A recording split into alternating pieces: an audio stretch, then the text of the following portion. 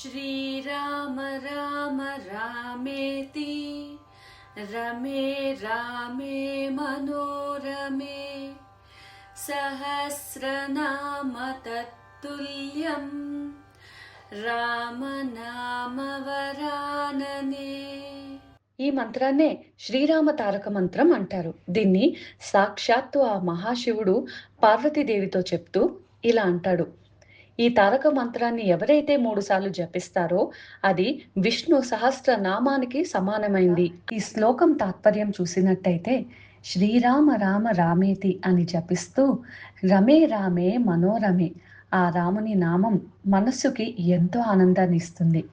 సహస్రనామ తత్తుల్యం అంటే రామనామం 1000 నామాలతో సమానమైన విష్ణు సహస్రనామ పారాయణ ఫలితాల్ని ఇస్తుంది. రామనామ వరాననే అంటే రామనామం అత్యంత శ్రేష్టమైనది అని దీని అర్థం.